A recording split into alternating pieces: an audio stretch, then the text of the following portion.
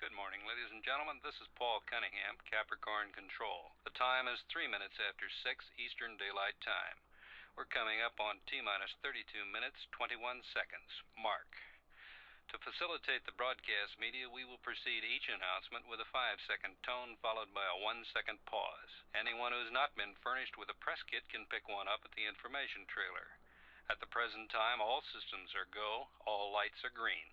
To review the morning for you, at T-minus 8 hours, 5 minutes, Launch Complex 39 was cleared and we began to load liquid propellant into the launch vehicle. At T-minus 4 hours, 30 minutes, Colonel Charles Brubaker, the command pilot, Lieutenant Colonel Peter Willis, and Commander John Walker were awakened by Dr. Roger Burroughs, the flight surgeon. They were given a final physical examination and pronounced all fit. The crew then had a breakfast consisting of half a grapefruit, a 10-ounce steak, 12 ounces of orange juice, 2 eggs, and toast. The crew is now in the gantry access arm where they're preparing to enter the spacecraft. We're at T-minus 30 minutes and counting, and this is Capricorn Control. Morning, gentlemen. Morning, Horace. Are we late? Traffic was terrible. I see you're all in good spirits. Have you done the EDS test yet? They're almost completed.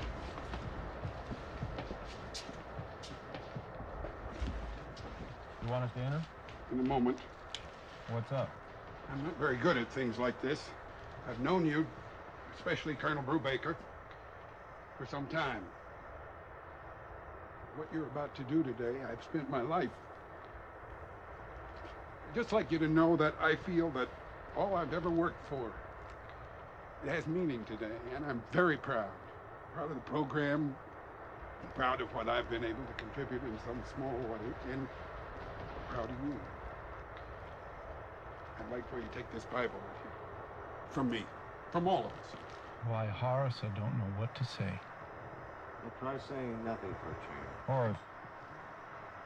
Thank you. We'd be honored to take this with us. Well, gentlemen, let's go to Mars. This is Paul Cunningham, Capricorn Control. We're now at T-minus 21 minutes and counting. The wives of the flight crew are here at the Cape, and we'll be flown back to Houston following launch. Good morning, Congressman Peaker. We've reserved 3 of the best seats for you and for General Enders, right next to the Vice President. Is he here yet? No, sir, he's due any moment. Asshole probably thinks they'll delay the launch for him. Someone should tell him this is not a bridge opening. I hope you and Mrs. Peaker will be very comfortable. The agency would like you to have these commemorative binoculars to help you watch the launch and to remember this day. Ah, it's very nice. Look at it. Have a date, Capricorn 1 emblem, and gold. Very nice, Horace. I'm glad you like them. We'll need another pair for my wife. I beg your pardon? Oh, don't make a fuss. That's all right. I said we'll need another pair for my wife. It's really not necessary. Here, Emily, take mine. I really won't need them. I really don't need it. Congressman Peaker, there's only a limited I'm amount. sorry, I didn't quite hear what you said. Would you mind repeating it, please? Oh, there's no problem. I'll get another pair right away. Very thoughtful. This is Capricorn Control. We're at T-minus 15 minutes and still counting. All systems are go, all lights are green. Mission Control has reported the spacecraft is now on full external power. The launch vehicle will transfer to full internal power in T-minus 50 seconds. Both Ascension and Canary tracking stations report clear reception. The prime recovery ship in the event of a terminated flight will be the USS Kitty Hawk, which is located 350 nautical miles south-southeast of Bermuda. This is Capricorn Control.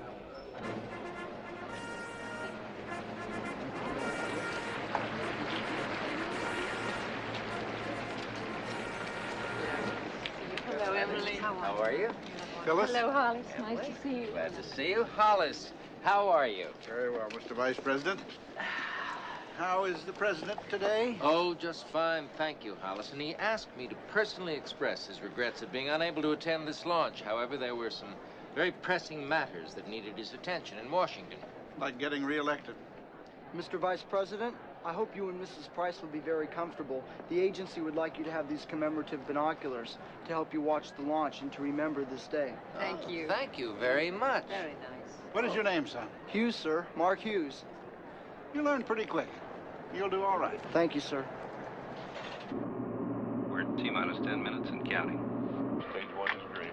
Stage 2 is green. Stage 2 is green. Malfunction detect system on second panel. Roger, MDS on second panel. Capricorn 1, we confirm TAR TRS and MDS, you are green on both. You are go for initial guidance and ohms checks. Roger, Houston. Gentlemen, we're ready to close the hatch. Anybody want to get out? This is your last chance. Hey, Horace, is Mars the red one or the green one? I forgot. $24 billion to put crazy people into space. Keeps us off the streets. Colonel Brubaker has reaffirmed the completion of the EDS test checks. Mission Control reports all systems are go, all lights are green. Dr. James Kellaway, director of the manned space program, is in Houston at this moment. He is in full voice contact with the flight crew. Landing module OI shutdown. OI shutdown? Complete? Capricorn 1, you should have full CM internal power. Roger, Houston. We have internal power. Vehicle final status check. Begin status check. TLR pressure reading is 45.2. Roger, Houston. Roger, Capricorn. We copy. Crew, would you and your men please follow me? Jerry, what the hell is this? There's no time to explain. Please follow me. Are you nuts? I said there's no time to explain. This is an emergency. Please follow me. Now!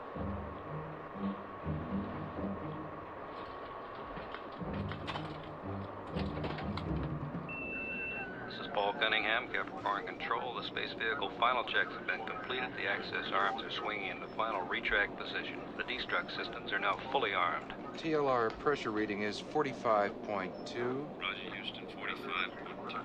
The flight crew has completed the final launch vehicle range safety checks. At T-minus 50 seconds, the launch vehicle will be on full internal power. That begins the actual launch sequence. The weather's reported good, scattered clouds at 10,000 feet. All systems are go, all lights are green. We're at T-minus 3 minutes, 6 seconds, mark. The launch officer is given a go to begin the firing command automatic sequence. From now until T-minus 50 seconds, that system is preset. Initial stage thruster check is normal. Roger, we're coming up on T-minus 1 minute, 30 seconds. The final range safety checks are completed. The launch safety officer reports all systems are nominal, and we are go at this time. The launch escape tower is now fully armed. In the event of an abort, the tower will carry the command module away from the launch vehicle and will activate a system of drogue chutes at 10,000 feet. The flight crew reports all guidance and navigation systems are functioning properly. The range safety officer reports all tracking stations are operational. This is Capricorn Control.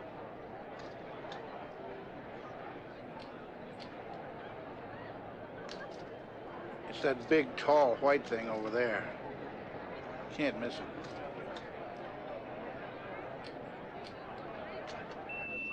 This is Paul Cunningham, Capricorn Control. We're at T-minus 1 minute and still counting. All systems are go, all lights are green. We should have launch vehicle power transfer right about now. Capricorn, give us your ALCS update. Roger, Houston, we read nominal ALCS. Roger, Capricorn. We copy. We're at T-minus 30 seconds. At the present time, all systems are go, all lights are green.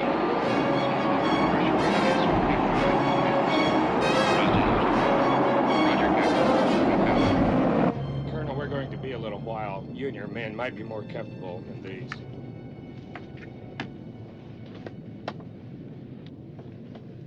We are T-minus 18 seconds from liftoff. We're T-minus 15 seconds. T-minus 10 seconds. 9, 8. We have ignition. 6, 5. We have outboard engines. 3. We have inboard engines. 1, 0. We have a launch commit. We have a liftoff at 35 minutes after the hour. Roger. We are starting yaw. Engine roll program complete. The vehicle is on target, running smoothly. Looking good, Capricorn. We're coming up on T-plus 40 seconds. Staging should be in the next 30 seconds. Outboard cutoff should be in 10 seconds. Obico, Capricorn. Roger, Houston. We have outboard cutoff. Obico at T-plus 2 minutes, 29 seconds. We're go for staging. You are go for staging, Capricorn. Roger, Houston. 5, 4, 3, 2, 1. We read staging. We copy. We have separation. It's confirmed. We have separation at T-plus 2 minutes, 43 seconds. S2 ignition. We have S2. We have second stage ignition, S2 ignition at T-plus 2 minutes, 46 seconds. The vehicle is 47 miles downrange, altitude 43 miles, velocity 6,100 miles per hour. Mr. Vice President, please give my regards to the president. Oh, yes, I'll be very happy to do that, Hollis. I hope that whatever problems he found so important not to be here today, I hope he has considerable success with them. Well, that's really very sporting of you, Hollis. I'm sure the president will be very pleased to learn of your support. The president would get considerable more of my humble support if he would only be a little more helpful with this program here. Now, Hollis, you know the president is most interested in this program. I am most interested in a lot of things, including my wife's bridge game. That is not the same as supporting something.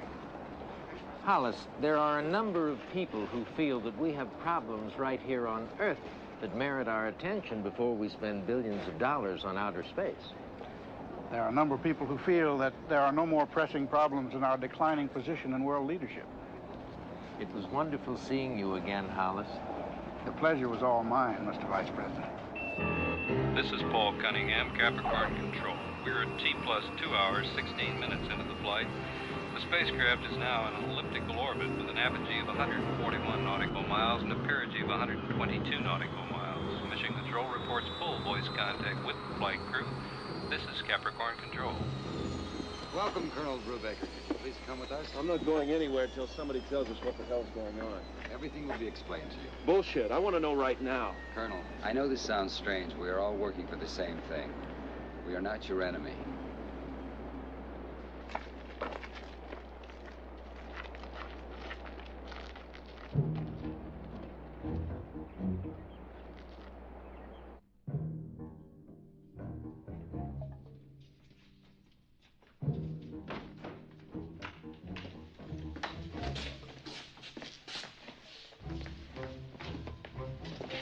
Please wait here.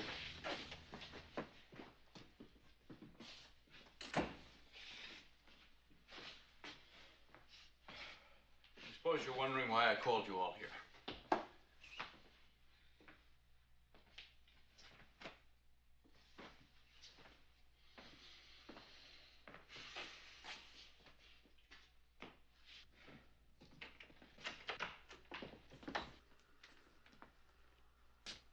Good morning. Hi there, Dr. Calloway. Nice to see you. A funny thing happened on the way to Mars.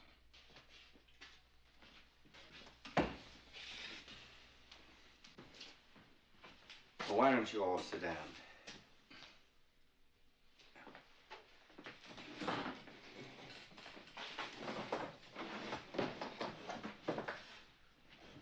Okay. Here it is.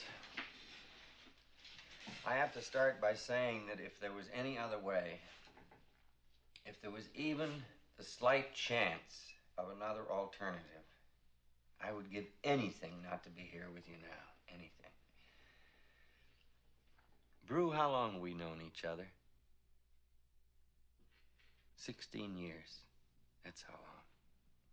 16 years. You should have seen yourself then. You looked like you just walked out of a Wheaties box.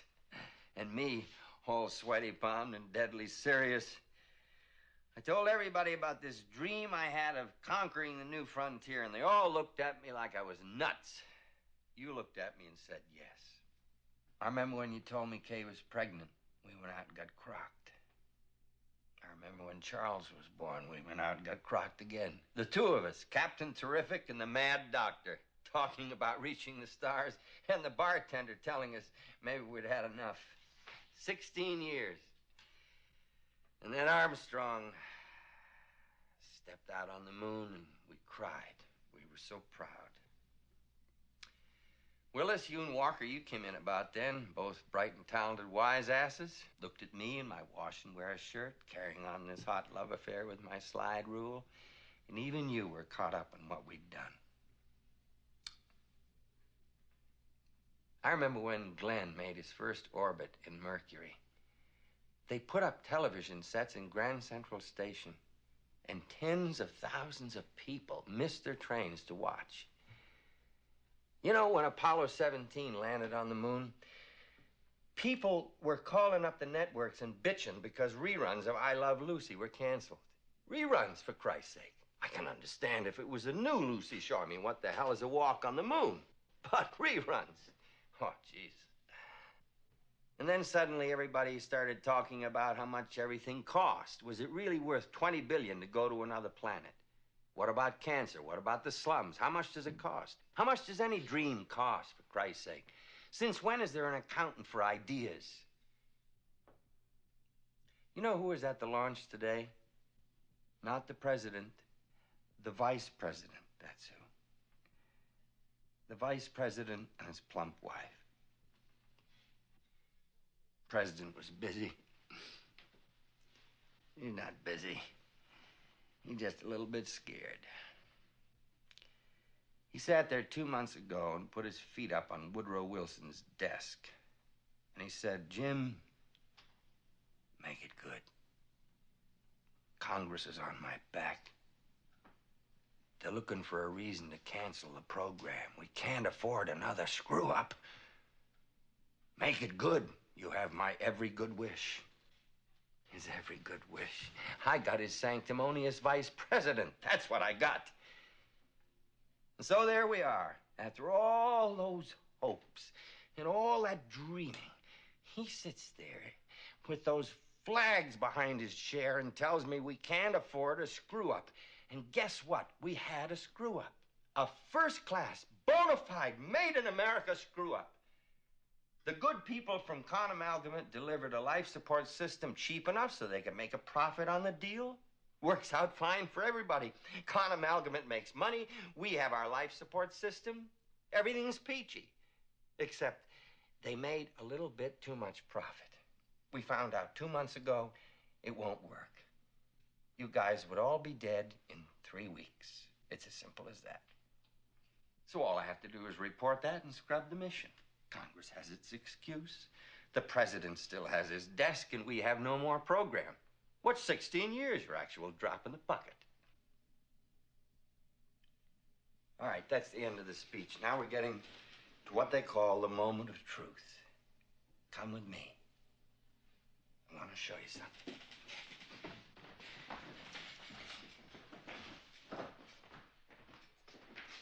Roger, Houston. TMI burn time will be 5 minutes, 45 seconds. Roger, Kip. Delta V burn time, 3.3 seconds. There's a door here. I'm going to open it and walk into another area. If you follow me, you'll see a bit more. I'll answer some questions, and you're going to... Why don't you just follow me?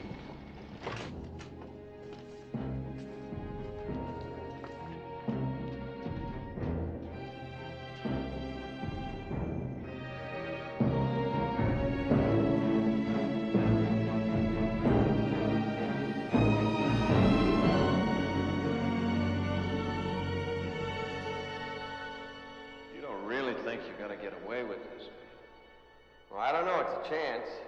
Maybe it's not a very good one, but it's a chance. Who knows about this? Almost nobody. Houston is monitoring the actual flight. All the telemetry is coming from the command module. So are your voices and the medical data. We recorded everything from the practice simulations. They don't know.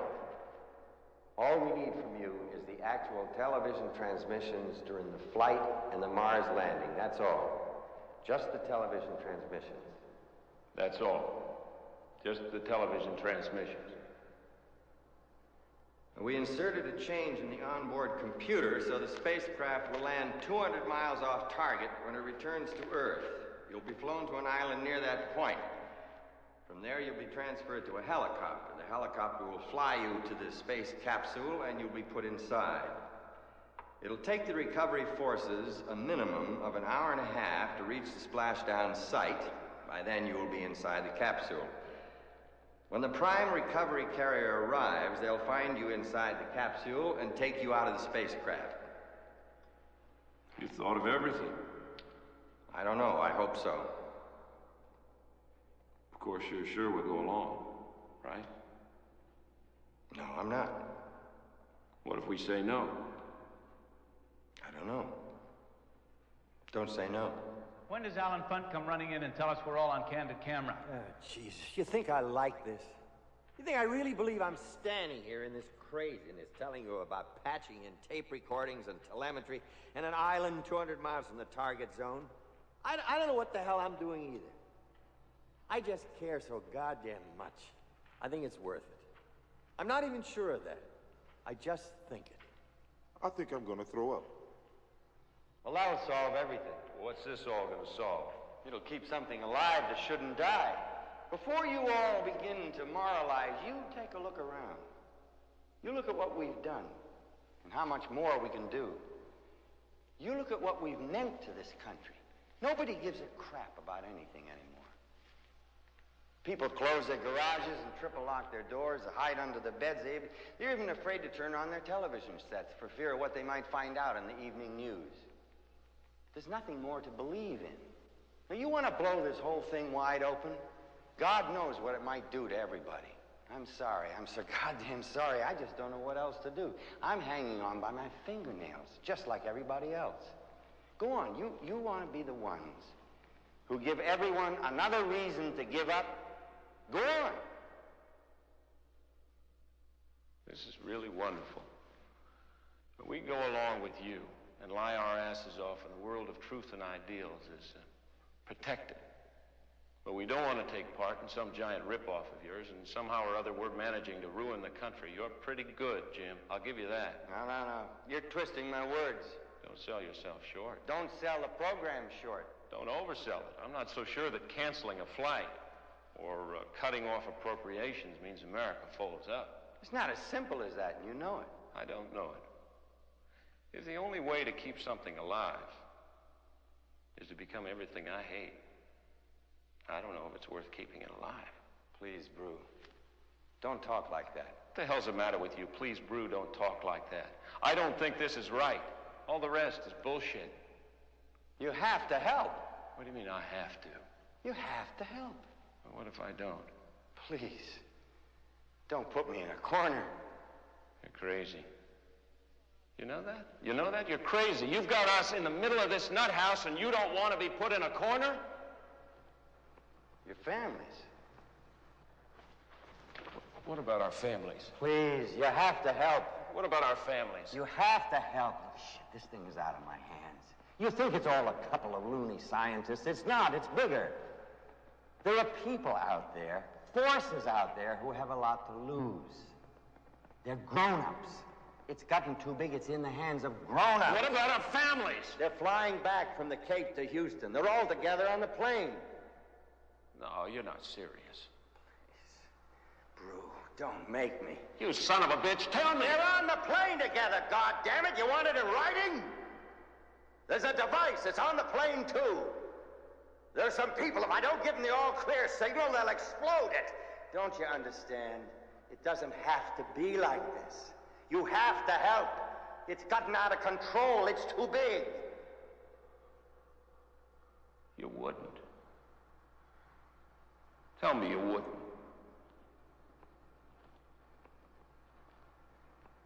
I can't tell you that, Brew.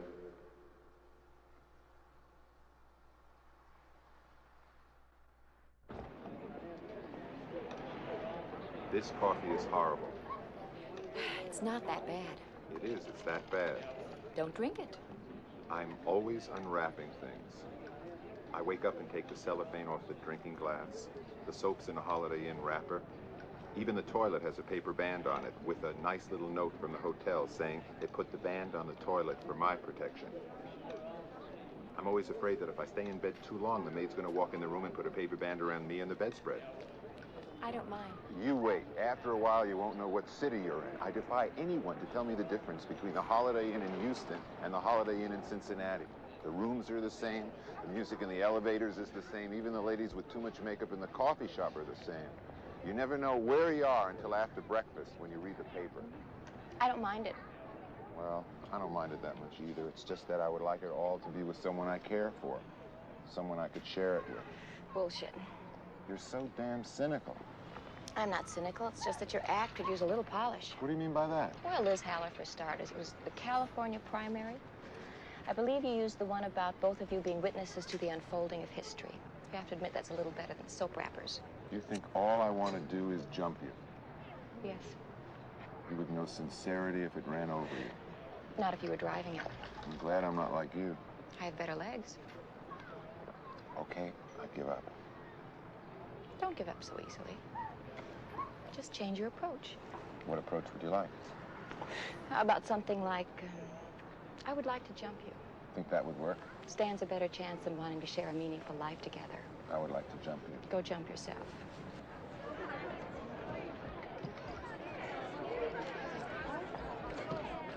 Hello. I'm sorry that you have to wait outside the house all day like this. There's not much that I can say except that I'm very excited and proud. Everything seems to be going smoothly. Dr. Kellaway called to say that Drew and the crew were in excellent spirits. How has all this disrupted your family routine? Terrific question. Shove it. Well, the children will continue to go to school and we'll try to maintain a normal existence. Suppose that's all that I have to say. Thank you all for coming. I just came out to say hello and go back inside now. Thank you. Goodbye.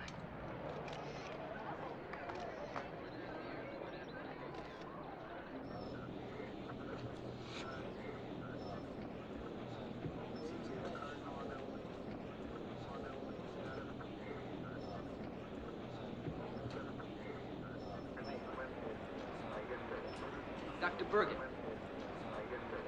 Yes, Elliot. I wonder if I could talk to you for a moment.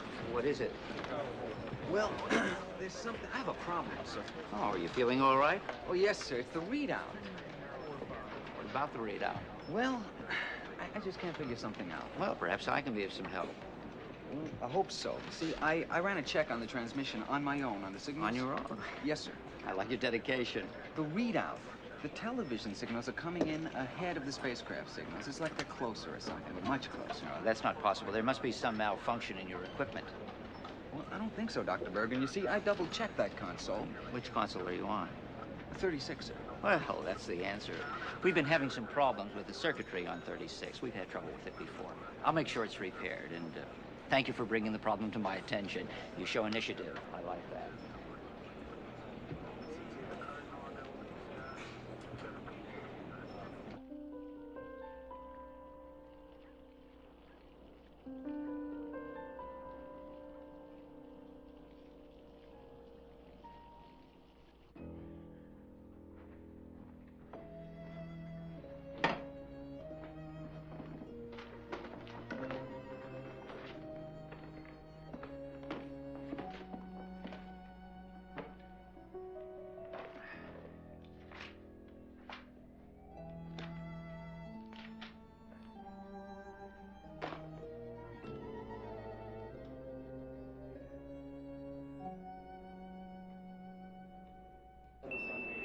This is Paul Cunningham, Capricorn Control. We are T plus 131 days, 4 hours, 15 minutes into the flight, 5 minutes from landing. The wives of the flight crew arrived at Mission Control at 2:31 Eastern Daylight Time.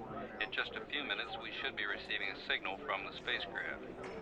It's important to know that it takes 21 minutes for the signal from Mars to reach Earth. We have no way of communicating with Capricorn 1, and what we will see actually happened 21 minutes ago. This is Capricorn Control. We're getting something now. We are changing to a secondary frequency. Houston, this is Capricorn 1. CM-LM separation was nominal. I have CM visual contact through the port window. Delta V burn time 3.3 seconds. 3.3 seconds burn is correct. We should be hearing from the CM soon. Houston, this is Just Capricorn wait. CM. I see the LM. 5 minutes after the landing, that asshole Price will be calling to tell me how pleased the president is. If our data is correct, their altitude is 2.2 miles, pitch angle 20 degrees, vertical descent 44.6 feet per second. We have passed locator. Altitude 950 feet. Looking good. 15 seconds. 15 seconds. 10 seconds. 10 seconds.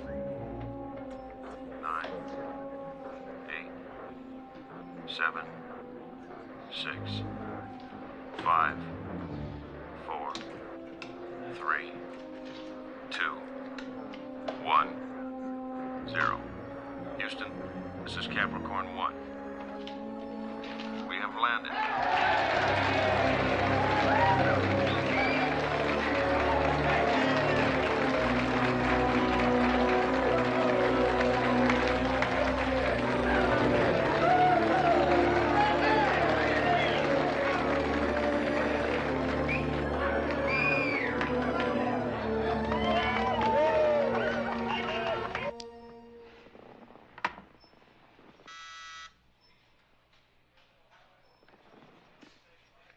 Yes? Vice President Price on the line. Hello? Hello, Mr. Vice President. Yes, it's wonderful, isn't it? Proud moment for all Americans. You can tell the President that's very gracious of him. I appreciate it, I really do. Thank you. And my very best to your lovely wife. Yes. Goodbye. Asshole.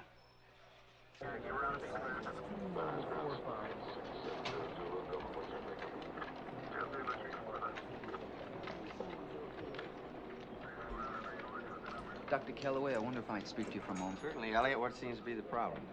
Well, I just can't figure something out, sir. What is that? Well, I'm not exactly sure, but it's in the readout. I spoke to Dr. Bergen about it a long time ago, and he said it was in the console. I'd like you to take a look at it. What console are you on? Telemetry's a 36. Oh, yes, Dr. Bergen told me about that. We had that console repaired. I know, sir. It's just I keep on having the same readouts. What readout? Well, sir, I ran a program on my own just to check something, and the readout's different. You ran your own program? Yes, sir. And, I don't think it's the console. Well, we'll have it shut down, and I'll see that it's serviced. Thank you, Elliot, for bringing the matter to my attention. You're welcome, sir.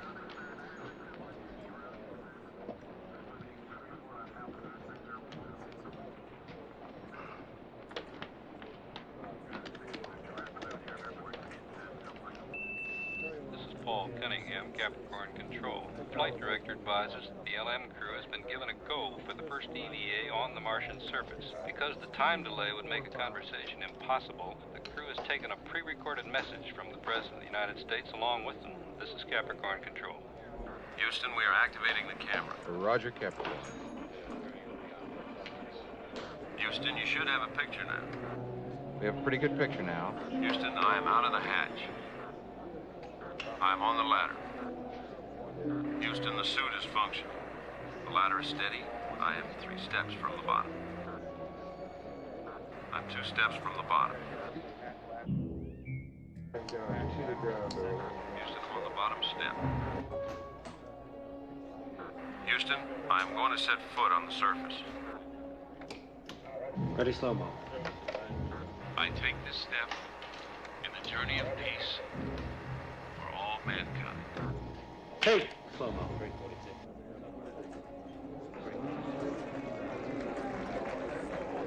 Houston, I am on the surface. Roger, Capricorn. We copy. I'm starting to walk now. Houston, the surface is solid. Visibility is good. I'm walking toward the camera. The footing is solid. The surface seems powdery. I'm picking up the camera now. I have the camera. The picture will get shaky for a while. The footing is good. Houston, I am setting the camera down now. The rocks seem very porous. Houston, I am outside the hatch. Houston, I am on the ladder. Ready, slow-mo. Houston, I'm stepping onto the surface. Take slow-mo.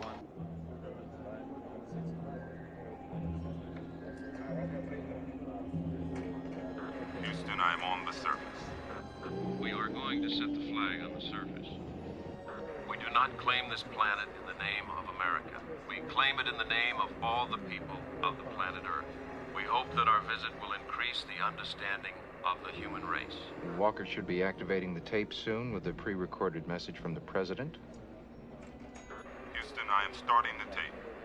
To the men of Capricorn 1, I bring you greetings from your fellow Americans and all of the citizens of the world. You are so far away. It takes light more than 20 minutes to reach you from here. One could say not only light, one could say time. You are in another time from us, the future, we will never be the same. For this moment, more than any moment in our history, has made all of the people in the world realize that we are part of a planet that is part of a system, that is part of a universe. We are a small, energetic species, capable of pettiness, yet capable of brilliance. We know how bad we can be. Now you, the men of Capricorn 1, have shown us how wonderful we can be by showing us how high we can reach. You have crossed the last great frontier, and you have shown us what we are. People of different colors and religions and ideologies, however, a single people. You are the basic truth in us. You are the reality. We will never let you down, and we will always be grateful.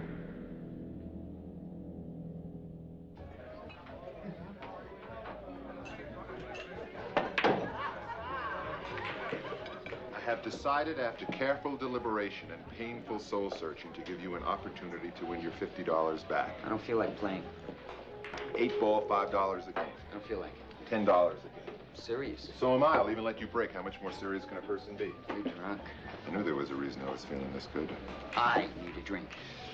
Underneath that wash and wear shirt, you have some heart. It may be sanforized, but it's a heart. Marty?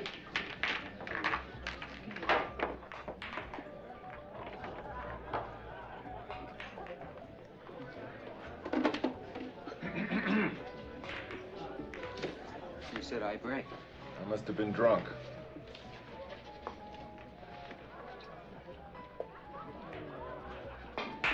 Hard day at the office, do you? I want to talk about it. Did you break your slide rule? I'm not really sure. I ran a check on my own on the transmission signals. The numbers came up screwy, so I told Dr. Bergen about it. It was like he was pissed at me for running a check. He said it must be a console malfunctioning, so I told Dr. Kellaway about it. He said the same thing. Big deal. What did you expect, a merit badge? I guess so. They must know what they're doing. Those numbers couldn't have been right anyway. No way. Well, if you know the numbers couldn't have been right, why the hell are you so upset? It was the way they reacted.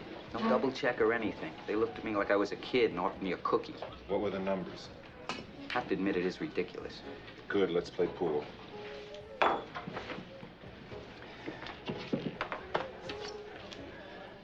Those signals couldn't have come from 300 miles. Which signals? The television transmissions. I think I just sobered up. Would you tell me what you just told me again? Hey, Caulfield. Telephone.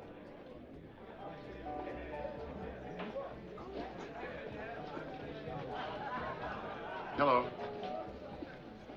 Yes, this is Caulfield. What? I'm sorry, you'll have to speak more clearly. I think we have a bad connection or something. I can't hear you. Who? I don't understand what you want. Look, if you call the assignment desk, they'll be glad to send someone over to cover that for you. Yes, ask for the assignment desk. Assignment, that's right. You're welcome.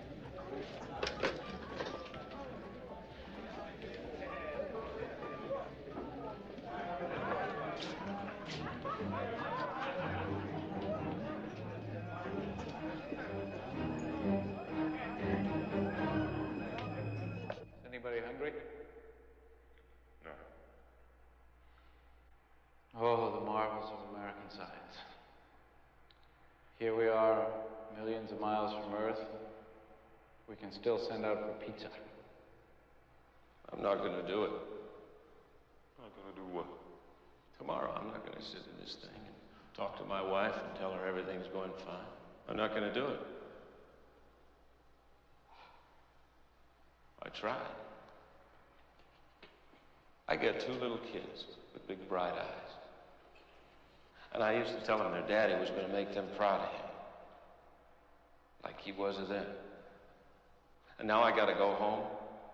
I got to kiss them and I got to look in their eyes and tell them I really did this. I don't know. Maybe that's better than going home and telling them I really didn't do it. I wish I knew what was right. I really don't. We've been sitting around here for months, telling their lies for them. And I don't want to do it anymore. Okay, so we're going to blow the whole thing tomorrow on national TV. Then what have we done?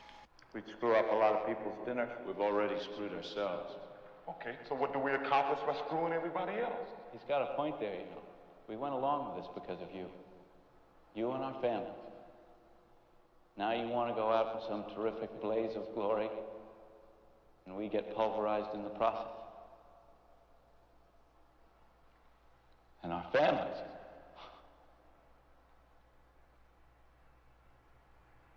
What about our families? I know.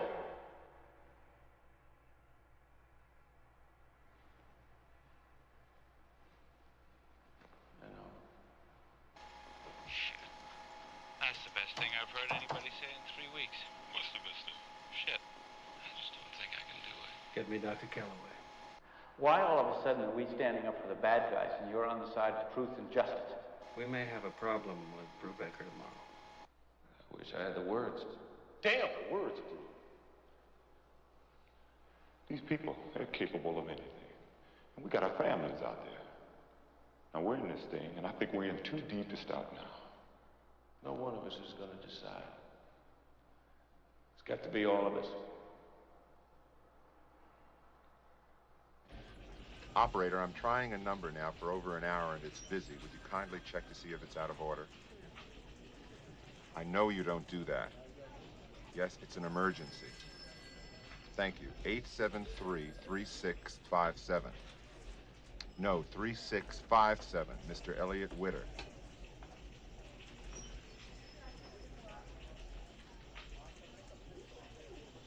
Out of order? Thank you very much, Officer. This is Paul Cunningham, Capricorn Control. We're at T plus 223 days, 6 hours, 32 minutes. All systems are go, all lights are green. We're awaiting the start of the final television transmissions from the command module on its return to Earth. This transmission is specifically a conversation between the crew and their wives. This is the first time the crew has been close enough to Earth to make normal conversation feasible. This is Capricorn Control. Capricorn 1, this is Houston. Capricorn 1, this is Houston. Roger, Houston. This is Capricorn 1. Houston, do you have a picture? Roger, Capricorn, we have a picture. We have 3 anxious ladies here who would like to talk to you. Roger, Houston.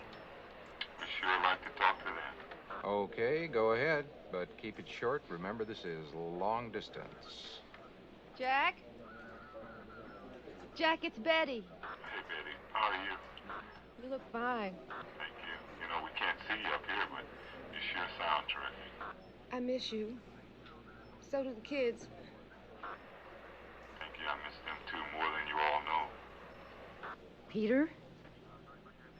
It's Sharon. Told you never to call me here. Are you feeling well? Feeling very well. How's Sandy? She's got the part of Wendy in her school play. They're doing Peter Pan. That's terrific.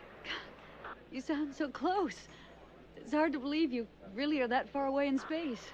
It's hard for me to believe it, too. Brew? Hello, King. We're all so proud of you. Can you hear me, Brew? Yes? I'm not sure, Brubaker. Keep watching. Brew, I have a surprise for you. What? I said I have a surprise for you. What is it? Charles wrote a composition in school, and he won an award. May I read it to you? Brew, can you hear me? Yes, please read it to me. It doesn't look good. Do you want me to cut the transmission? Not until I tell you. My Father, by Charles Brubaker, Jr. My father is far away from me now. He is flying to Mars. I miss him very much. I always miss him when he goes away. I'm not sad, though. I used to be sad when he went away. One day he told me something. He said that people can't live only for themselves. He said that he was trying to do something that would be good for everybody. I know that is what he is doing now.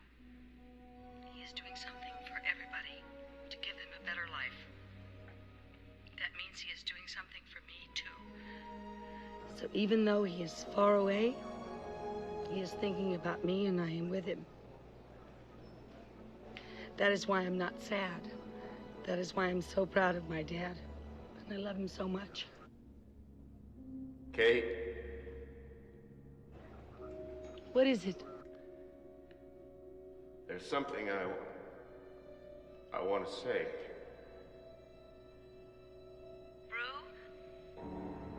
What is it? Until I tell you. I know this hasn't been easy for you and the kids. I want you to know I love you. Tell Charles. Thanks for the composition, please. I will. When I get back, I'm gonna take him to Yosemite again. Like last summer. I will. And I want you to know that I love you. Very much.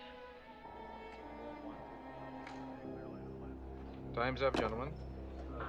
Roger. The next time we see you, you'll be on the way home. Roger. Well done, Capricorn.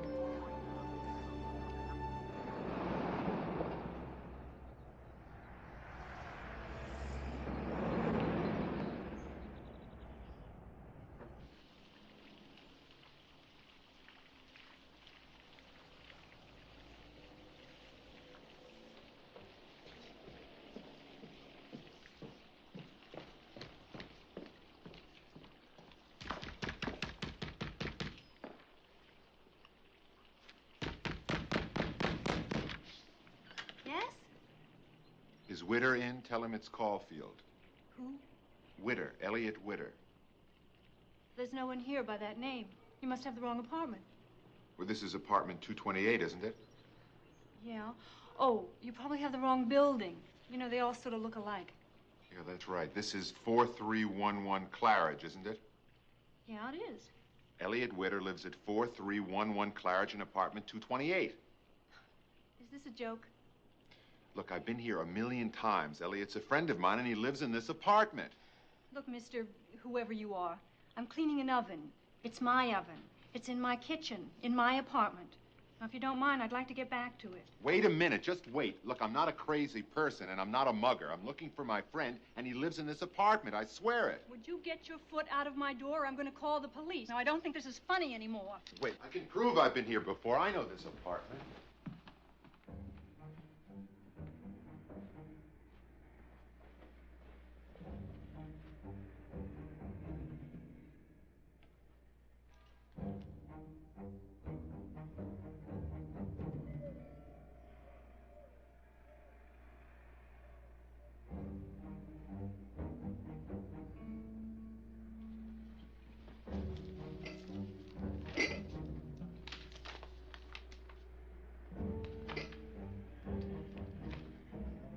Now, will you get out of here, or do I have to call the police?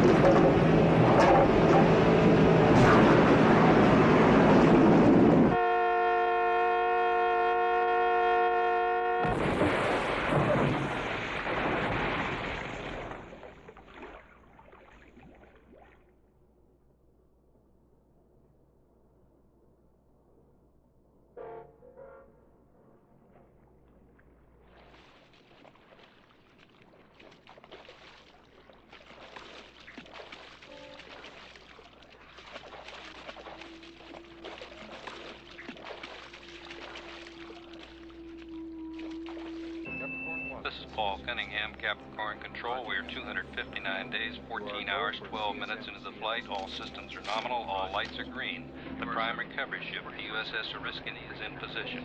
An on-target landing should result in a recovery time of 18 minutes from splashdown and the opening of the hatch. After the crew delivers its speech on the Oriskany deck and is welcomed aboard by Captain Earl Moore, they'll be taken below deck for a medical debriefing.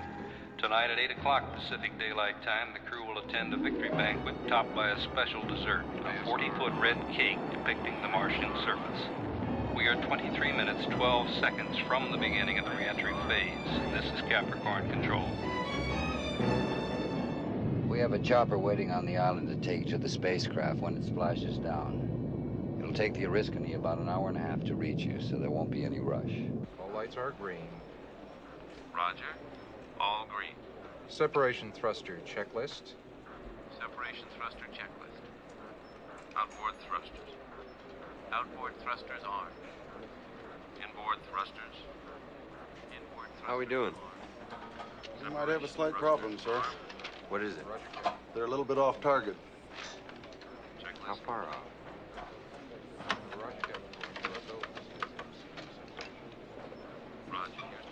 As much as 200 miles. That far? It could take up to an hour and a half for the recovery forces to reach them. Roger. Keep me posted. Yes, sir. 6, 5, 4, 3, 2. Capricorn 1, this is Houston.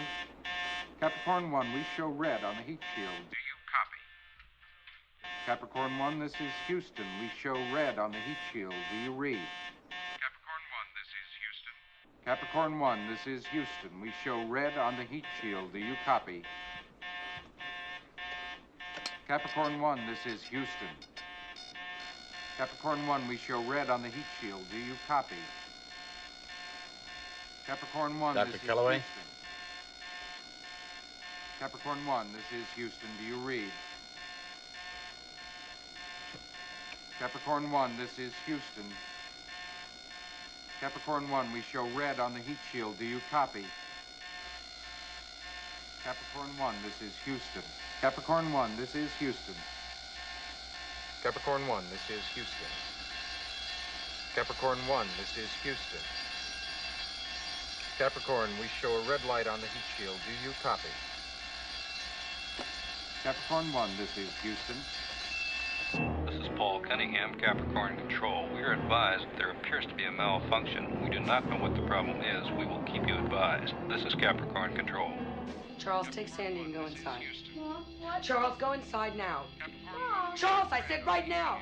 Do you copy?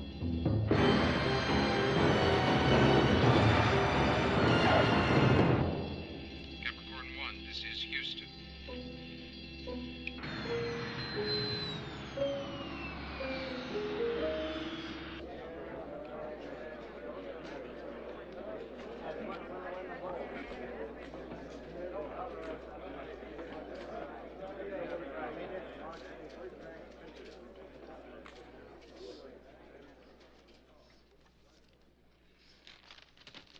Ladies and gentlemen, I have a brief statement, and then I will answer your questions.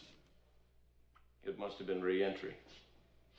Something went wrong during re-entry. Why haven't they told us anything? They don't want us to know what went wrong. What went wrong? Where the hell is Calloway? Where the hell are we? At T plus 259 days, 15 hours, 11 minutes in the flight of Capricorn 1, which is 2 minutes, 18 seconds after interface, the heat shield warning light on the mission control monitoring panel turned red. We are dead. What? We're dead. Shit, I was such a terrific guy. We tried to establish radio contact with the spacecraft, and we were unsuccessful. It landed off course. Why haven't they said anything to us? And if it never landed, either the heat shield separated or the chutes never opened. Either way, we are dead. The heat shield evidently separated from the command module, and as you know, the heat shield is the only protection the module has against the heat buildup on re-entering the Earth's atmosphere. The spacecraft disintegrated within 12 seconds after the loss of the heat shield. Right now, Kellaway is making a speech about what brave, wonderful guys we were. I cannot adequately describe how we feel. These men were an integral part of a family here in the program. Anybody ever sees us again and the whole thing falls apart. Simple as that. They can't afford to have us around. That is the end of my statement. Have you spoken to the families? Yes. I don't know how we have a lot of choice in this matter. I say we get the hell out of here. Anybody disagree?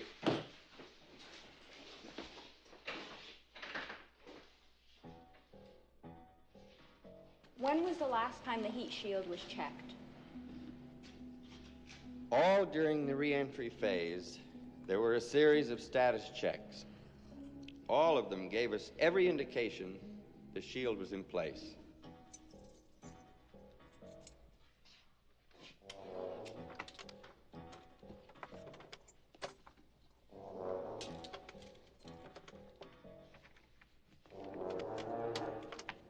No, I have not spoken to the President yet, but I'm sure I will very soon. I'd like to say that the President has been a constant source of encouragement to all of us in the program. This mission meant as much to him as it did to us.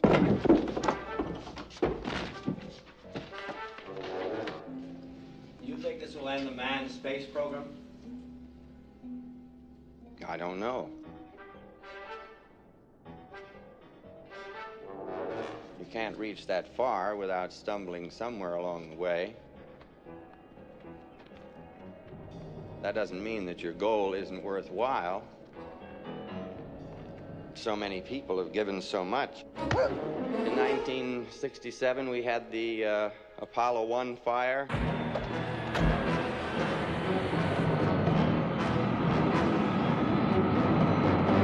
But we didn't just give up, even though we were crushed.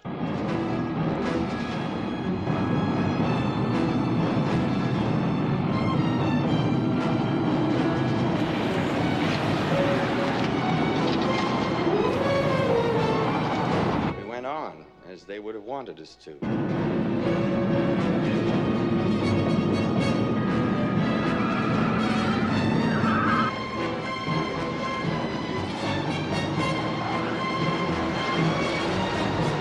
These three remarkable men have given their lives in an effort to widen the horizons of their species. They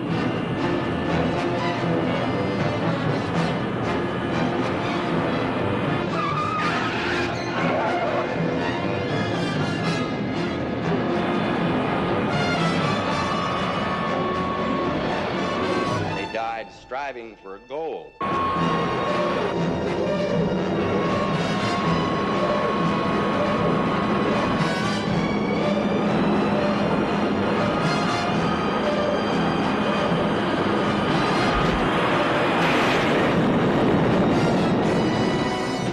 Tell me. I ask you, I ask all of you here, you be the ones to tell me, how could we best serve these men? By giving up on their dream? By saying that it was all for nothing?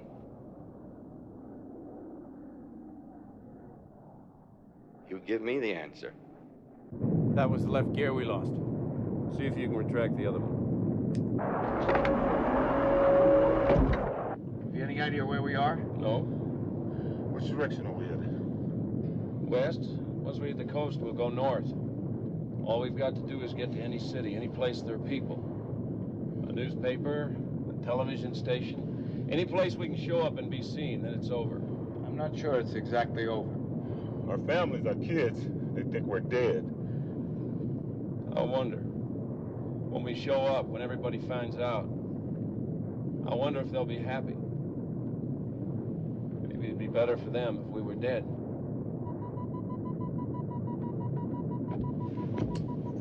Oh, Christ. Fuel, there's no goddamn fuel. told you never to take a trip without checking the tank. What about the reserve? We're on reserve. That's straight. I'll start to circle, see if you can find a level area. There. Over there, beyond those cliffs. Are you sure you know how to land this thing? Full flaps.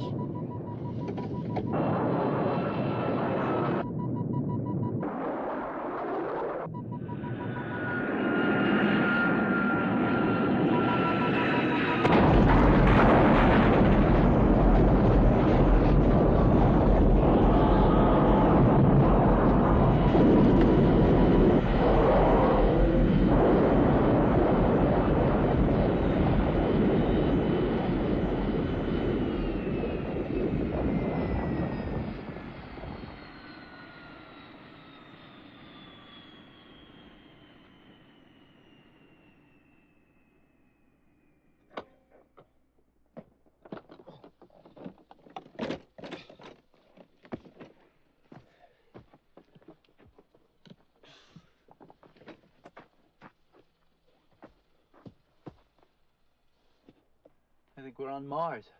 We got about 20 minutes head start on him. It's not gonna be hard to spot this plane from the air. We got two choices.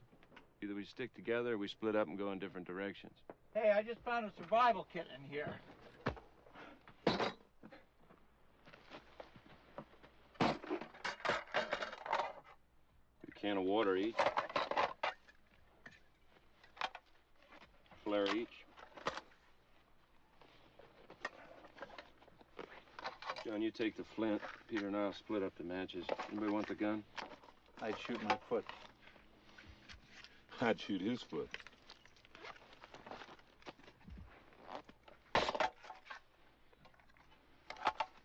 You take the knife. Remember, if any of us gets caught, or he can't make it, shoot off a flare, so the others will know. I'll continue west. John, you go north. Peter, you go south. We came from the east, so we know that's the wrong way. There's not a lot of time. There's too much to say, so let's go.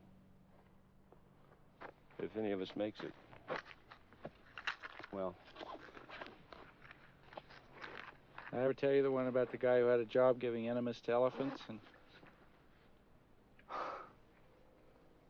Thanks.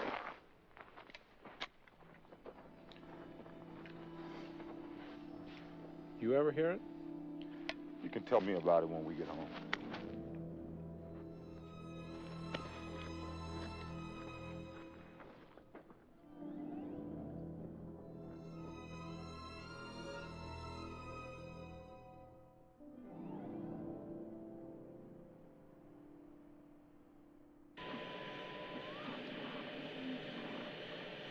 Charles,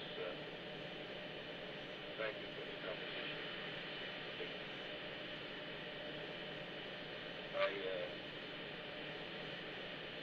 Well, tell him when I get back, I'll want to take you to Yosemite again.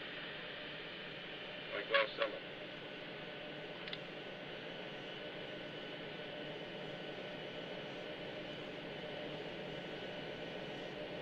I will. Right there. Run it again. Like last summer.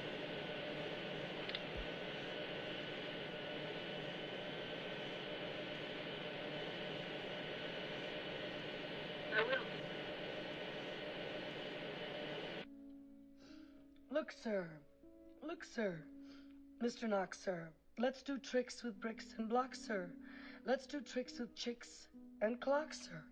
Blocks. Look, blocks. Right. There are the blocks, and those are the clocks. Right. First, I'll make a quick trick brick stack. Then I'll make a quick trick block stack. You can make a quick trick chick stack. You can make a quick trick clock stack. Chicks. And clocks. And here's a new trick, Mr. Knox. Socks on chicks and chicks on fox. Fox on clocks, on bricks and blocks. bricks and blocks on Fox and Box.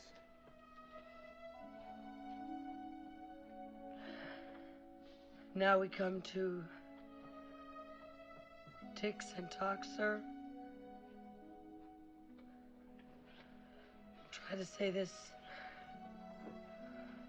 Mr. Knox, sir. Clocks. Clocks on fixed tick. Clocks on Knox talk. Clocks. Clocks. Clocks. Right, Sandy. Very good. 6. Sick.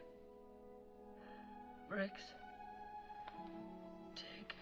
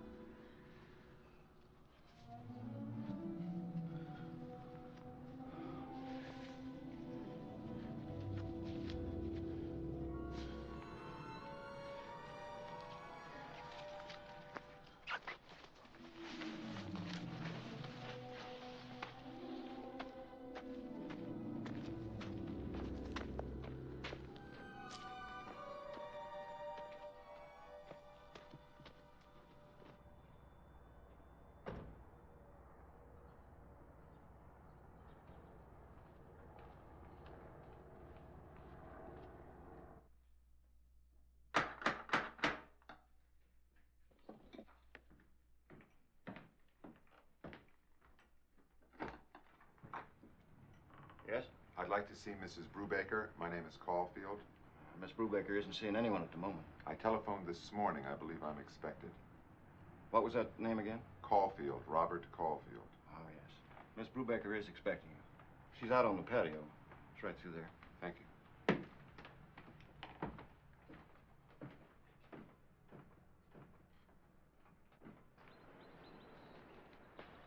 Mrs. Brubaker. Mr. Caulfield. Sit down, please.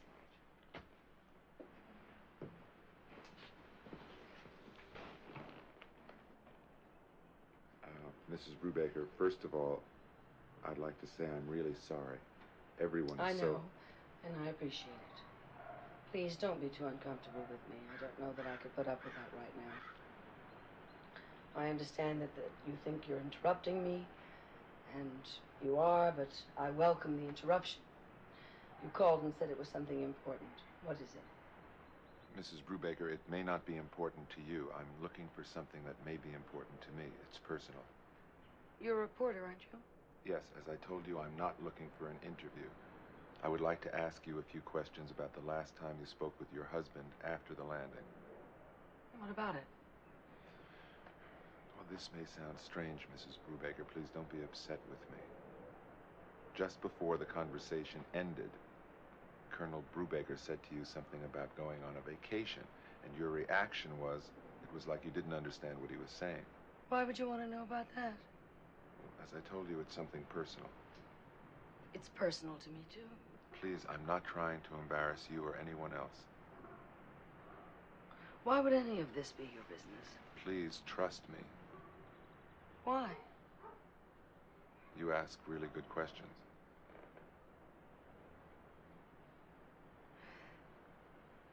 Well, it's all so silly. It wasn't anything that dramatic. Brew just forgot something, that's all. I don't see the purpose in broadcasting that my husband made a mistake about a vacation when he had so many other things to think about. No, I'm not looking for anything to broadcast. What are you looking for? It has to do with a friend of mine. Is there something I should know? If there was anything, I would tell you. Well, it's nothing. Bruce said that he wanted to go back to Yosemite like last year. Last year we went to Flat Rock, not Yosemite. I don't think there's any cosmic significance in that. Mrs. Brubaker, I truly thank you. I'm sure you had better things to do than put up with a bunch of stupid questions. No, I didn't. Have I been any help to you at all? I don't know. May I call you again sometime? Yes.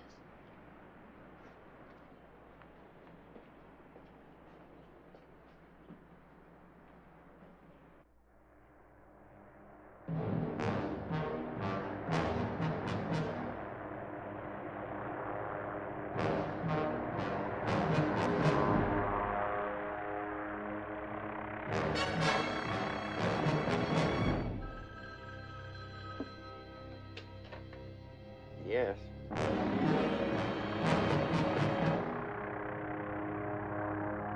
There's no one inside? Are you sure?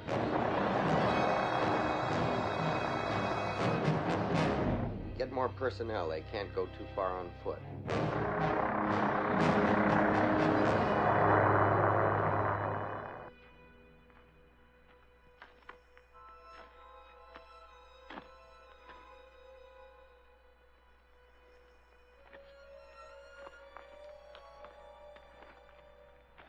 Piece of cake.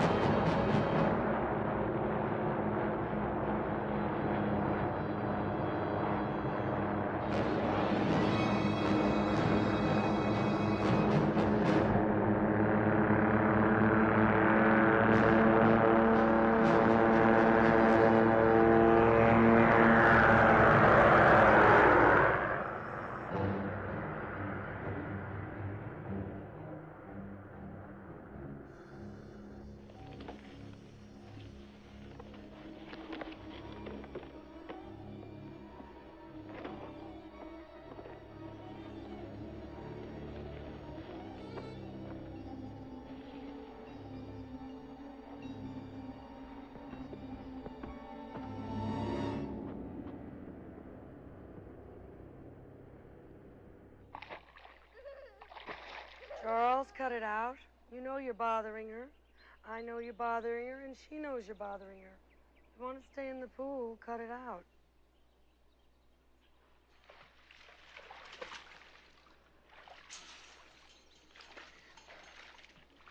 Hi, Uncle Jim. Oh, there, Charles.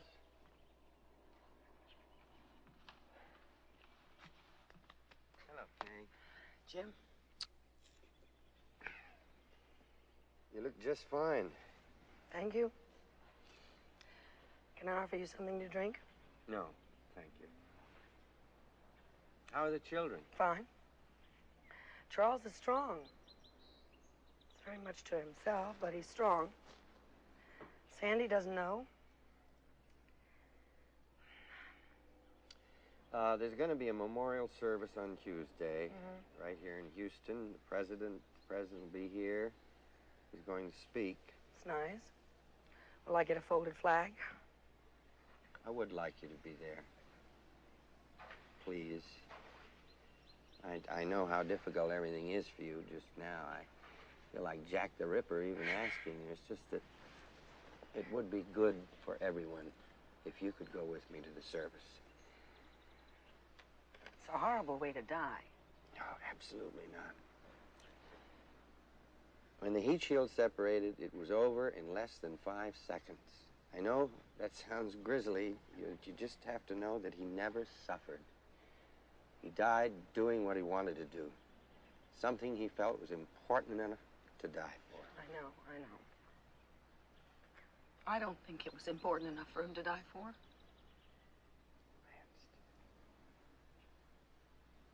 I'm so sorry. I have no right to intrude on you like this. I'll call you tomorrow.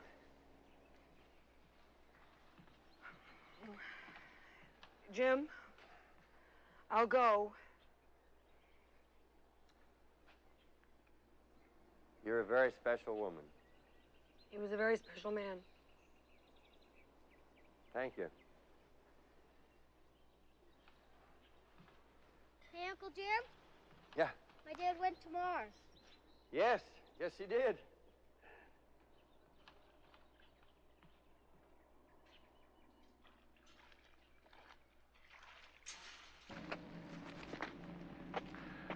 I'm dehydrated. Dehydrated. Science. Manual says, look for signs. Water. Manual says, signs for water.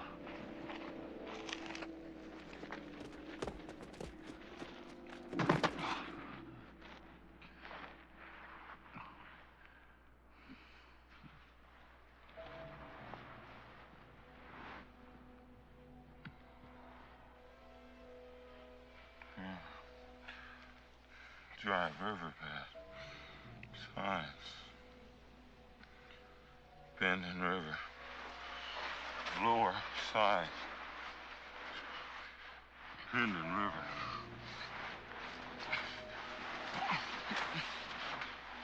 It's just water. The river bend at the bottom.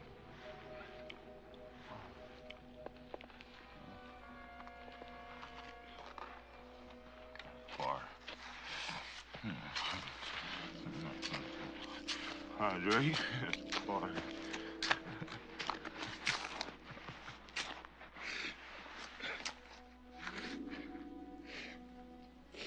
Elizabeth, there's no water. There's no water. I don't want to die.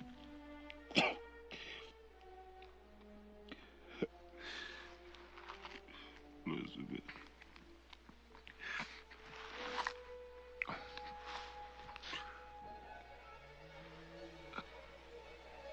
Birds. Elizabeth. Birds. To get the birds.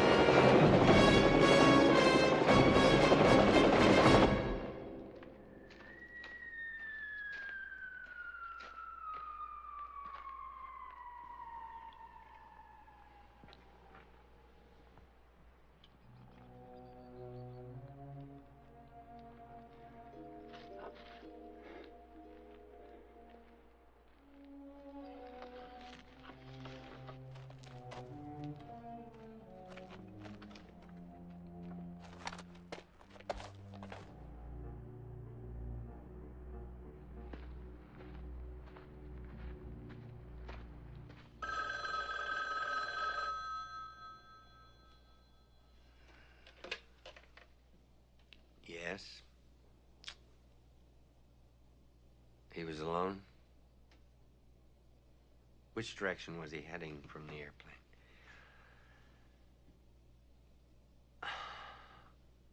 Look south and west only. Call everybody off north and east. The other two are south and west. Hello again. Hello again. Can I offer you something to drink? Yes, thank you. What would you like? Some scotch straight, please. You haven't found what you're looking for. You're embarrassed about bothering me again. However, there were one or two questions more you'd like to ask me. It's something personal, and you won't bother me anymore. I haven't found what I'm looking for. I feel embarrassed about bothering you again. However, there are one or two more questions I'd like to ask you. Something personal, and I won't bother you anymore. You're up to something. You want my help, and you won't tell me what it is. Why? You're a very smart lady, you know that. Yes? I drink too much.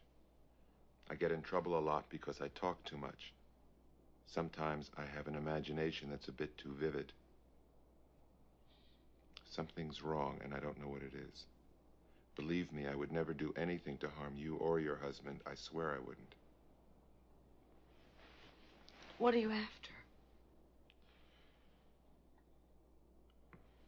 I'm taking a terrible risk telling you this. You may throw me out of here, and I do not want to be thrown out. I don't think your husband is the kind of man who makes mistakes, no matter how far away he may be. I think he was trying to tell you something. What? What did you do at Flat Rock?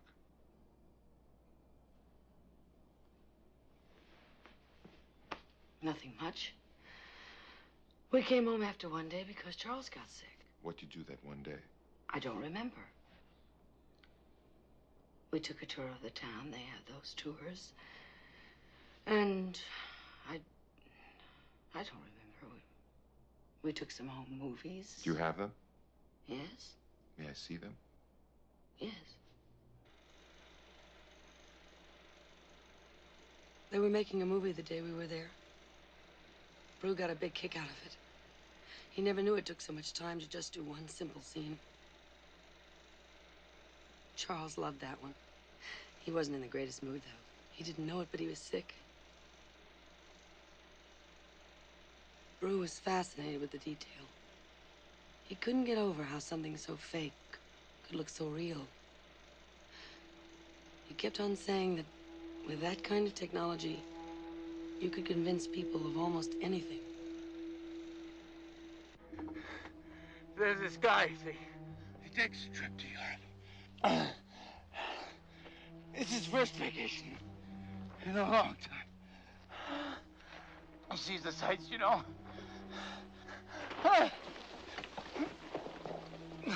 He has a real good time. Anyway, after a while, he decides to call home. He gets his brother on the phone, and the guy says to his brother, "How's everything at home?" And his brother says,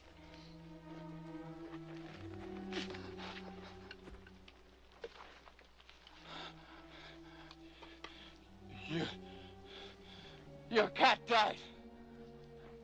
And the guy says to his brother, "You shouldn't tell me bad news like that. You should break it to me gently.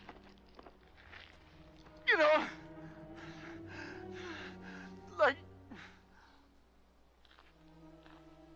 you should say something like, the cat crawled out on the roof and chasing the squirrel. And got stuck. We had to call the fire department.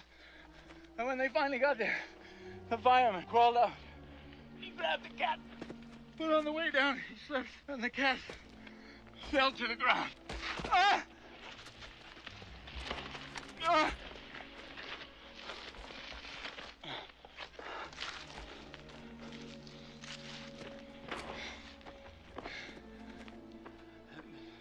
They had to take the cat to the vet. They tried to save the cat.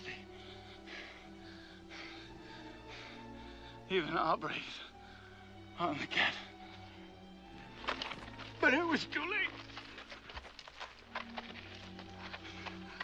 They couldn't save the cat. That's how you should bring bad news like that.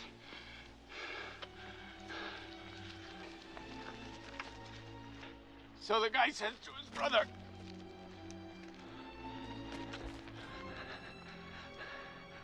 How's Mom? And the brother says...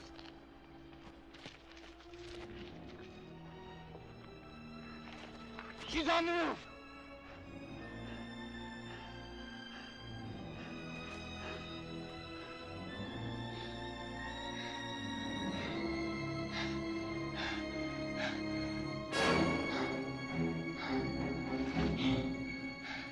Got it.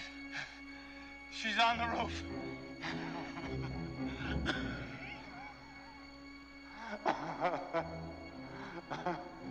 She's on the roof.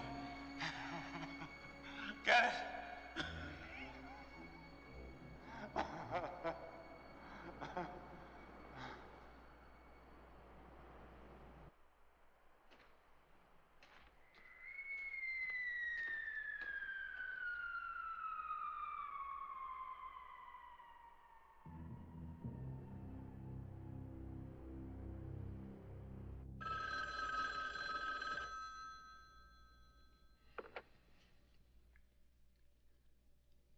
Yes.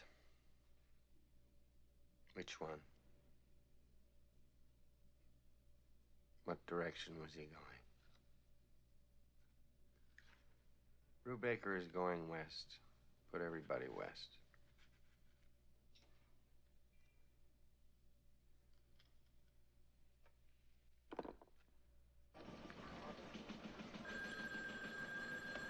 Caulfield. Right now? Okay.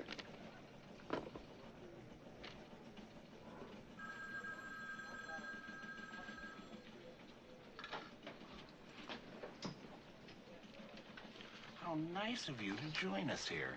Listen, I think I got something. You need a dermatologist? Don't tell me, I'll get it. George Raft, right? Where the hell have you been? I have to talk to you. I think I'm on to something. It could be your actual ball game. I mean it. Golly gee, Scoop, that sounds very interesting. Something's wrong. Something big. They know I'm onto it, and they try to kill me. Who's they? I can't tell you. Why not? You wouldn't believe me. You don't think so?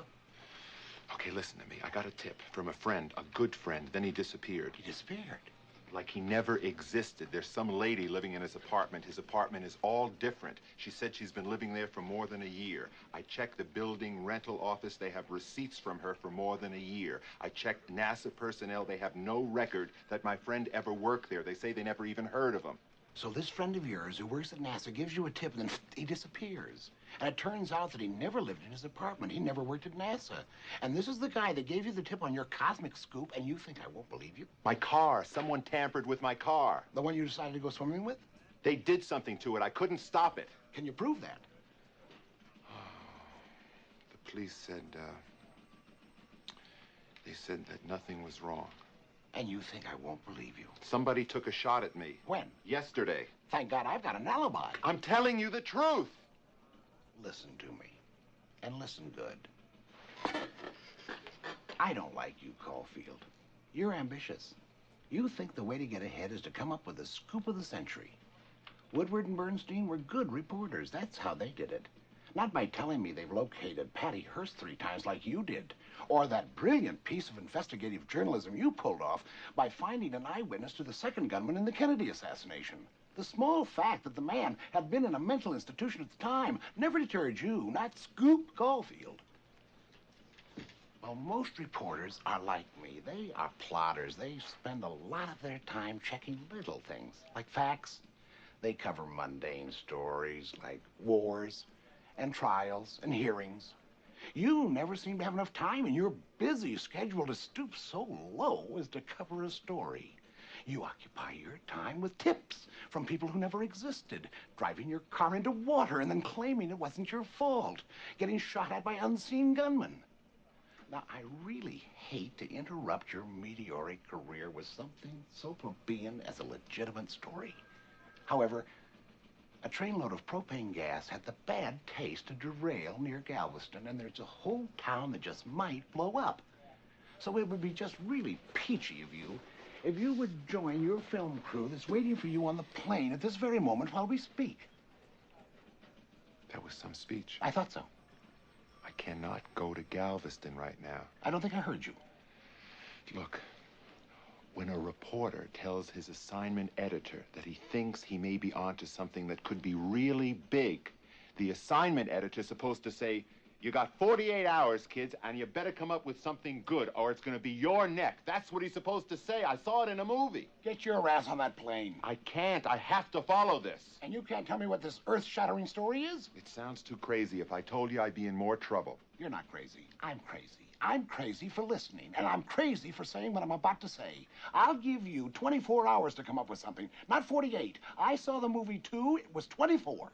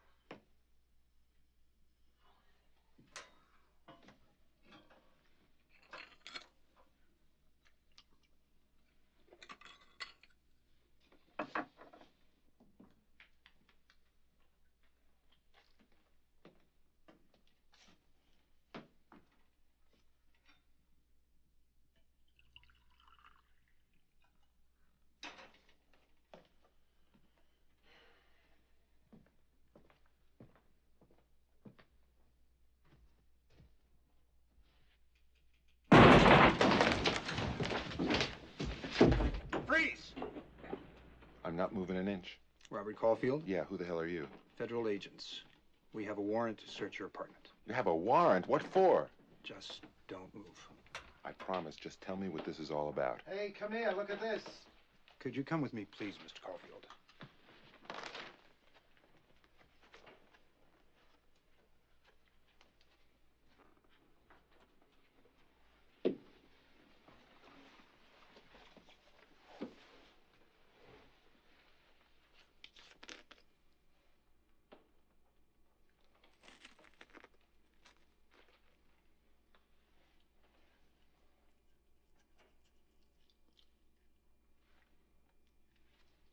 Mr. Caulfield, I'm sorry. However, you're under arrest for possession of cocaine. I don't believe it. I don't believe it. You guys put it there. You know you did. You have the right to remain silent. You have the right to an attorney. I don't believe it. You put it there. Anything you say may be held against you in a court of law. You're part of all this. You mothers. Ow, that hurts. You don't have to put handcuffs on me. Please, Mr. Caulfield, these are serious charges against you. Don't add to them by resisting arrest. I don't believe... That hurts. I don't believe this.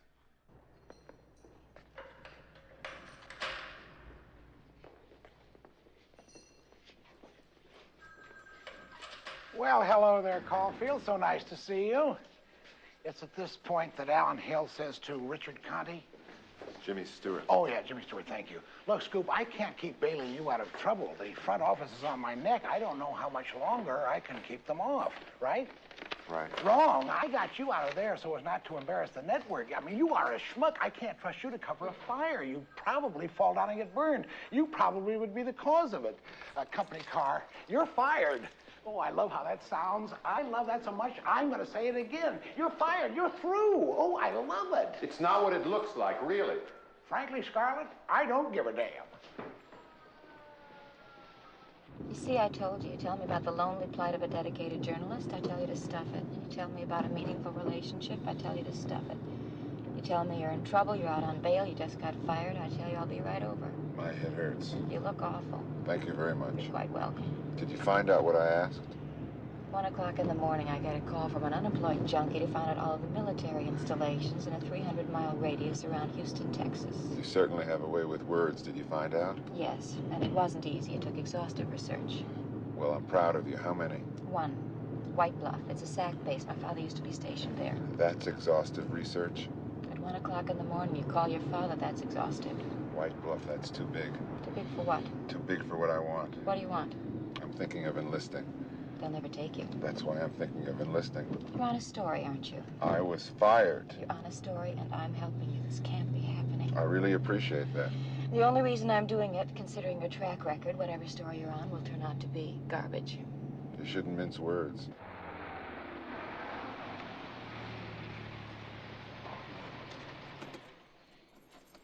I'll pitch you some coffee, then you can jump me. There's no other one besides White Bluff? No. Except one abandoned base they used for training during World War II. Jackson. There's nothing there now. Don't you want to jump me? Of course I do. Where's Jackson? About 300 miles directly west. I think I'm going to get angry with you. You have any money on you? You want me to pay you? How much? About 100. Why don't I just leave it on the dresser in the morning? Give it to me now. In advance? That's the height of conceit. Please, and your car keys.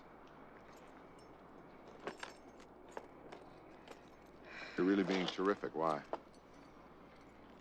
You're not obnoxious when you're helpless. Thank you very much. You're quite welcome. Also, Liz Haller said you were super. Well, when I get back, we'll jump each other. Maybe. I'll get arrested again. It's a deal.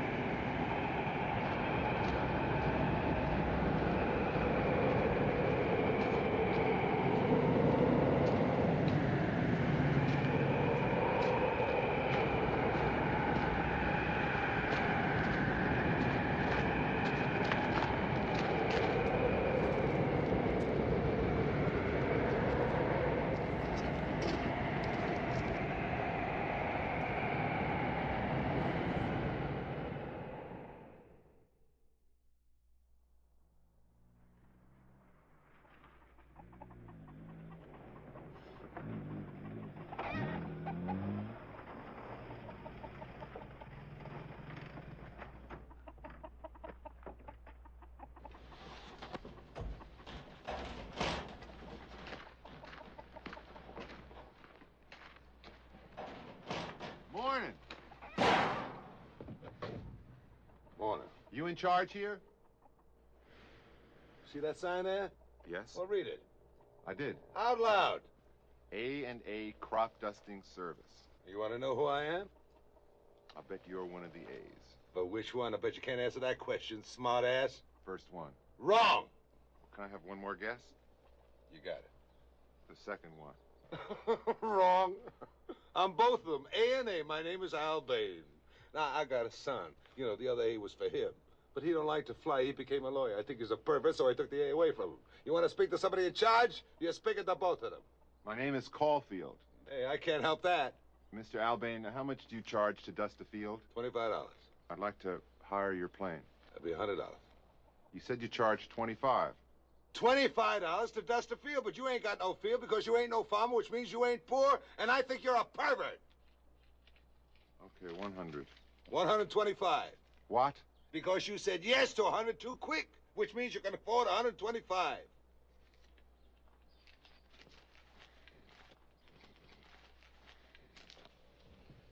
And where do you want to go, smartass? I'm not sure. I'm looking for someone who's lost.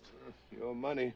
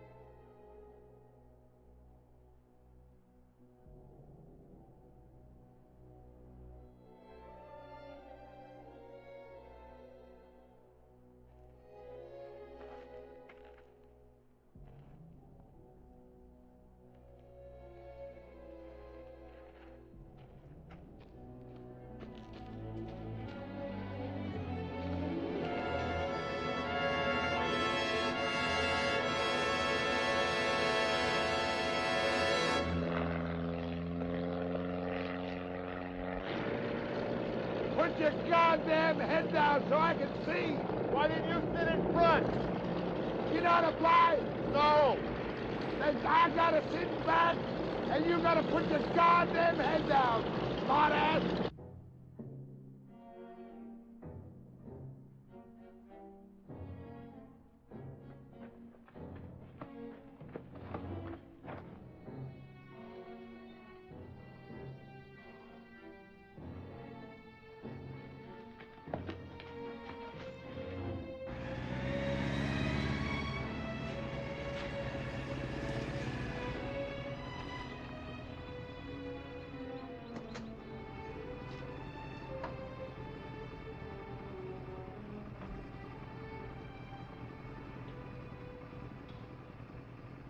What the hell is your friend doing out here? He's lost. He robbed a bank or something? No. Well, I get a third. What? We find him, I get a third of the loot. Now keep your goddamn head down.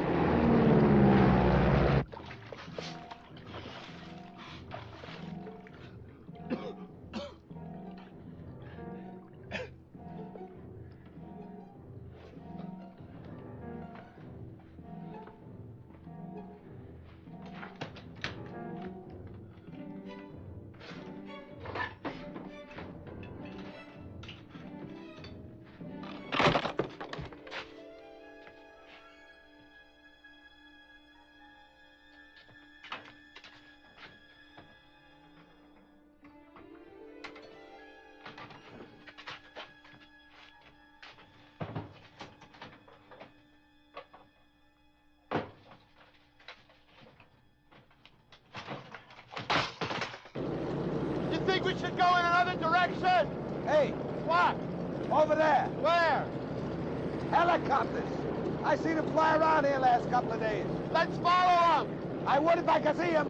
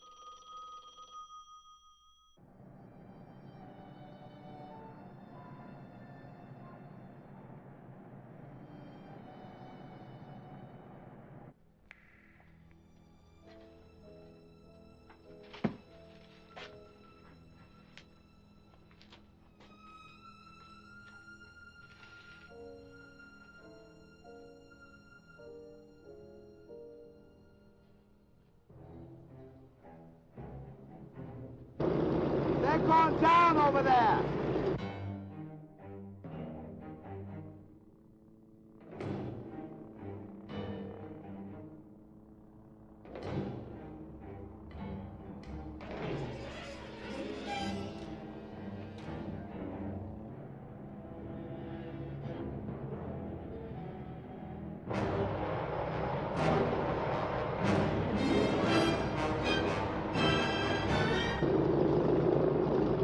He must be in there.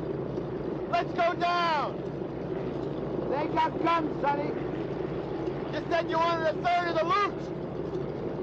Half. Okay, half.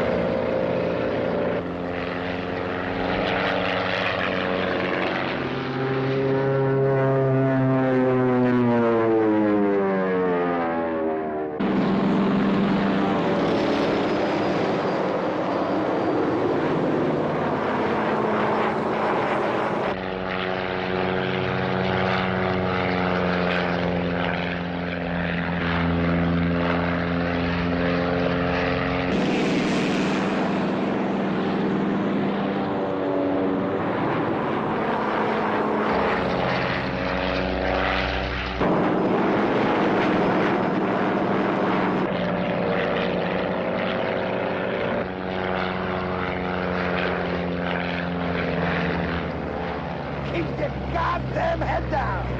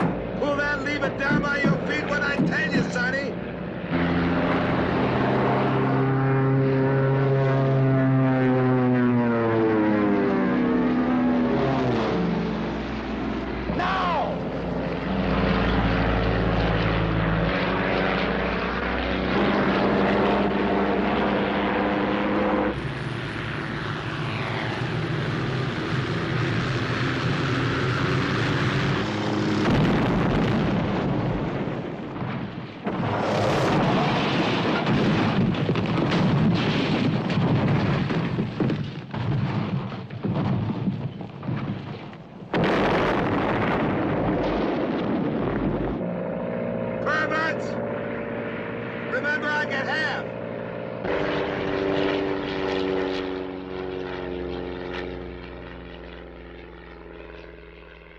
Ladies and gentlemen, Mrs. Brubaker, Mrs. Willis, Mrs. Walker, my fellow Americans, I come here today to talk of unfinished hopes and of unfulfilled dreams. Charles Brubaker, Peter Willis, and John Walker left this earth for their dream a little more than 8 months ago. They were never able to return to us. Their dream was able to grow and flourish because of the support of millions of citizens all across America. At a time when cynicism was a national epidemic, they gave us something to take pride in. It is a dream that should not be allowed to die. A nation is built on the spirit of its people. The test of greatness of any nation is how that nation pulls together in a time of crisis. The only limits on what we can achieve are the limits we place on our hopes. These three men reminded us of the limitlessness of our hopes. There was a moment these past few days when we were all one people. We were all hoping. We were all a little bit taller, a little bit prouder. We were all feeling the same fears and the same exhilaration. These three men brought us together. We knew together that there are no goals we cannot reach if we just reach for them together.